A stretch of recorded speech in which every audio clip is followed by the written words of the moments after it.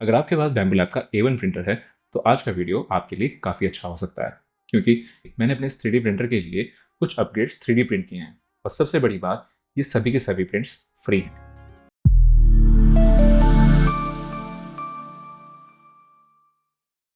तो शुरुआत करते हैं हमारे सबसे छोटे अपग्रेड के साथ। और ये जो अपग्रेड है ये बेसिकली काम आती है 3D प्रिंटर के मेंटेनेंस के टाइम पर। जो एलन की प्रिंटर के साथ आती हैं वो कुछ इस तरह से नज़र आती हैं। ये काफ़ी ज़्यादा पतली हैं और यूज़ करते वक्त काफ़ी ज़्यादा स्लिपरी रहती हैं। इन पर ग्रिप करना काफ़ी मुश्किल हो जाता है।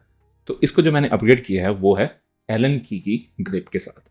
ये छोटा दिखने वाला डिज़ाइन काफ़ी क्लेवर है। ये आता है प्रिंट पॉज ऑप्शन के साथ। ये पहले आधा प्रिंट बनता है, फिर पॉज हो जाता है, फिर आप अपनी की को इसके अंदर प्लेस करते हो और ये फिर रिज्यूम कर लेते हो, जिसकी वजह से जो ये एलन की है ये कम्प्लीटली इनक्लोज हो जाती है इस ग्रिप के अंदर और आपको एक टी बार टाइप का हैंडल मिल जाता है इसके ऊपर काम करने के लिए। तो इसकी ग्रिप जो है काफ़ी इंक्रीज हो जाती है। कभी पीटीएफई ट्यूब्स को एक्सट्रूडर से निकालने की कोशिश की है? नहीं, उंगलियों की बैंड बच जाती है क्योंकि काफ़ी छोटी जगह है और फोर्स काफ़ी ज़्यादा लगानी पड़ती है। तो उसके लिए एक ये पीटीएफई ट्यूब पुलर प्रिंट किया गया है। इसको एक्सट्रूडर पे कुछ इस तरह से प्लेस करते हैं और थंब से प्रेस करके जो अपनी ट्यूब्स हैं उसे इजीली निकाल सकते हैं। ये काफ़ी छोटा प्रिंट है बट काफ़ी ज़्यादा हेल्पफुल है, बल्कि ये तो मैं यूँ कहूँगा कि ये तो मस्ट हैव है। और यहाँ पर ही ऊपर आप देखोगे तो मेरा आपको थर्ड अपग्रेड भी नज़र आ जाएगा। ये है पीटीएफई ट्यूब और केबल सपोर्ट। जब मैंने प्रिंटर लिया था तो मैंने देखा था कि काफ़ी लोगों को ये कंप्लेंट आ रही थी, जो एक्सट्रूडर के ऊपर ये जो एएमएस के लिए सपोर्ट सिस्टम लगा हुआ है जिसमें ये 4 ट्यूब्स एंटर कर रही हैं, वो अक्सर टूट जाता है। तो उसके लिए मैंने ये ऊपर सपोर्ट सिस्टम प्रिंट किया है। और ये सिर्फ सपोर्ट सिस्टम नहीं है, बल्कि ये मुझे एक फिलामेंट एक्स्ट्रा ऐड करने के लिए ऑप्शन भी दे देता है। जैसे कि आप देख सकते हो कि नीचे इसके लिए आउटलेट में 4 ही ट्यूब्स का ऑप्शन है, बट लेकिन इनलेट में ऊपर 5 ट्यूब्स का ऑप्शन है। वो इसलिए क्योंकि जो ये वाला पार्ट है ये वाई स्प्लिट हुआ है और इसकी हेल्प से मैं अपना एक्सटर्नल स्पूल एक्स्ट्रा इसमें ऐड कर सकता हूँ और दोनों को साथ साथ यूज़ कर सकता हूँ। और जो मेरा फोर्थ अपग्रेड है उससे आप अपने आप को काफ़ी हद तक कनेक्ट कर सकते हो, क्योंकि हमने अक्सर देखा है कि हमारी जो मोबाइल की चार्जिंग केबल होती है वो जॉइंट के पास से अक्सर ब्रेक हो जाती है, क्योंकि उस पॉइंट पे काफ़ी ज़्यादा मूवमेंट होती है वायर की। और उसी तरह से इस 3D प्रिंटर पे जब प्रिंट होता है तो यहाँ पे काफ़ी ज़्यादा मूवमेंट रहती है केबल की और इसके ब्रेकेज के चांसेस काफ़ी ज़्यादा हाई होते हैं। अब चाहे आप इसे केबल सपोर्ट कह लो या केबल गाइड कह लो, इसे यहाँ पे 3D प्रिंट करके मैंने यहाँ पे इस तरह से अटैच कर दिया है और ये अपग्रेड इस केबल को काफ़ी ज़्यादा ड्यूरेबल बना देगा। अगर आप AMS यूज़ करते हो मल्टी कलर प्रिंटिंग के लिए तो जो ये अपग्रेड बताने वाला हूँ ये तो आपके लिए मस्ट हैव है और इसे कहते हैं हम पूप डिफ्लेक्टर। हाँ, सही सुना, इसे पूप डिफ्लेक्टर ही कहते हैं। प्रॉब्लम बहुत सिंपल सी है, जब भी फिलामेंट चेंज होता है तो जो पुराना फिलामेंट है वो पर्च होता है और उसे वो कहीं पे भी फेंक देता है, वो इधर उधर चला जाता है और उसे ढूंढना या फिर उसे सफाई करना काफ़ी ज़्यादा मुश्किल हो जाती है। तो जो ये वाला अपग्रेड है ये पर्च वाले वाइपर के एंड पे ही लग जाता है। तो इस डिफ्लेक्टर के साथ जो पर्च मटेरियल है वो इस पर टकराता है और नीचे की तरफ डिफ्लेक्ट हो जाता है, तो वो इधर उधर बिखरता नहीं है। कुछ लोग नीचे कंटेनर भी प्रिंट कर लेते हैं, बट लेकिन मेरे पास ऑलरेडी ये कंटेनर पड़ा था तो मैंने इसे यूज़ कर लिया। और जो मेरा नेक्स्ट अपग्रेड है वो है इसका फैन कवर। तो बेसिकली जो इसका स्टॉक टूल हेड पे जो फैन है वो एक्सपोज होता है, तो यहाँ पे मिट्टी या छोटे छोटे प्लास्टिक के पीसेस फंसने के चांसेस काफ़ी ज़्यादा इंक्रीज हो जाते हैं। और इवन दो मेंटेनेंस के टाइम पर अगर आप इस टूल हेड को हाथों से मूव करते हो तो आपकी जो उंगलियां हैं वो इस फैन को टच करके इसकी अलाइनमेंट को भी खराब कर सकती हैं और ज़्यादा भी डैमेज कर सकती हैं। तो जो इसका जो फैन कवर है वो आपको इस तरह के अनप्लेजेंट एक्सपीरियंसेस से भी बचाएगा। नेक्स्ट अपग्रेड जो मैंने किया है वो काफ़ी ज़्यादा इंटरेस्टिंग है।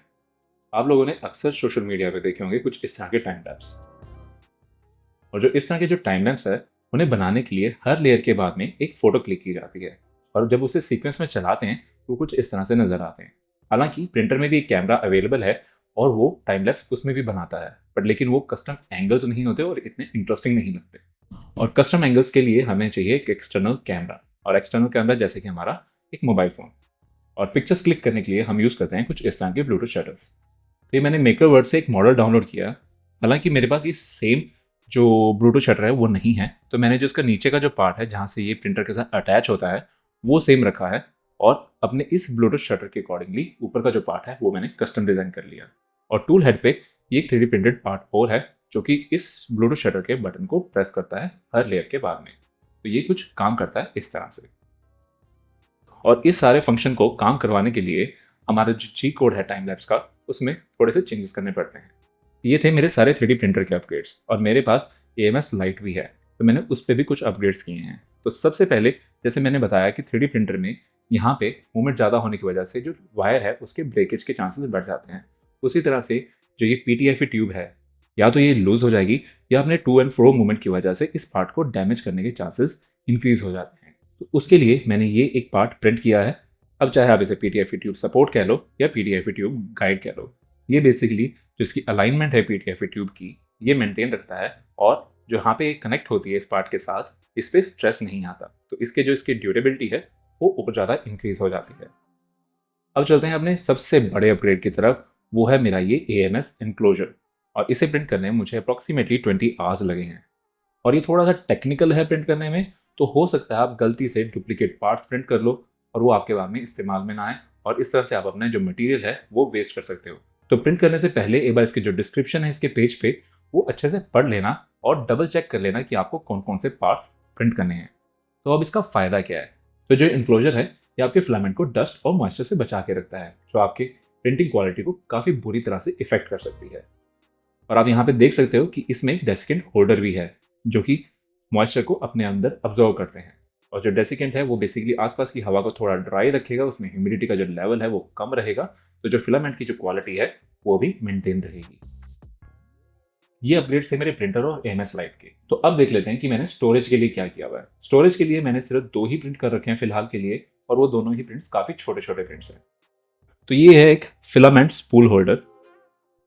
ये स्पूल पे कुछ इस तरह से अटैच हो जाता है और फिर उसके अंदर आप अपनी जो फिलामेंट है उसे अटैच कर सकते हो, कुछ इस तरह से।